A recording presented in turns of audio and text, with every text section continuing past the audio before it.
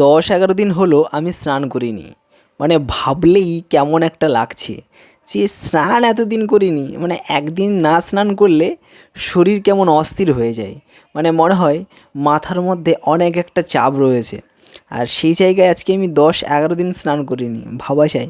কারণ তোমরা জানো আমার অপারেশনের পর ডক্টরবাবু বলেছেন যে স্নান করতে না, তবে গা হাত পা মুছে নেওয়ার জন্য বলেছিলেন। তো সেটা তো করেছি, তবে স্নান না করলে কেমন একটা, মানে কি বলবো আমি ঠিক বোঝাতে পারছি না। তো সিদ্ধ খাবার, পেঁপে সঙ্গে জিরা ঝোল, ডিম তো খাওয়া হবে বাট কুসুমটা খাওয়া হবে না, ঠিক আছে? একদম একদম মানে কি বলবো, যে খাবার খেলে সহজে হজম হবে সেই খাবার কিন্তু আমাকে খেতে হচ্ছে, ঠিক আছে? আর আজকে আমি স্নান করব ভেবেই তো আনন্দ লাগছে যে মানে অনেকটা আমি ফ্রেশ হয়ে যাব, অনেকটা আমি হালকা হয়ে যাব, ঠিক আছে? তো খাওয়া দাওয়া প্রায় কন্টিনিউ আমার চলছে 10-11 দিন ধরে এইভাবে, এবং এইভাবে কিন্তু আগামীতেও চলবে। তো ঠিক আছে, এখন আমি স্নান করব। তো স্নান করার পর আমি কথা বলছি, হ্যাঁ?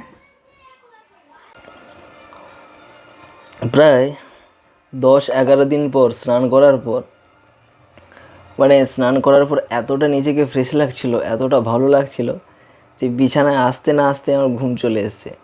এইমাত্র আমার ঘুম ভাঙলো। তো ঘুম ভাঙার পর আমার জন্য চলে এসছে ডাব। প্রত্যেক দিন আমি এখন ডাব খাচ্ছি।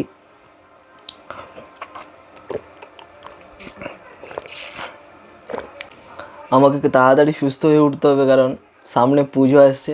পুজোতে অনেক কিছু প্ল্যানিং আছে।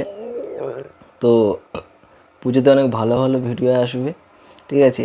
তো নিজেকে খুব তাড়াতাড়ি ফিট করতে হবে, ঠিক আছে? অনেকটা ভালো হয়ে গেছি। আগে তো কথা বলতে পারতাম না, হাঁটতেও পারতাম না, এখন অনেকটা ভালো হয়ে গেছি, ঠিক আছে?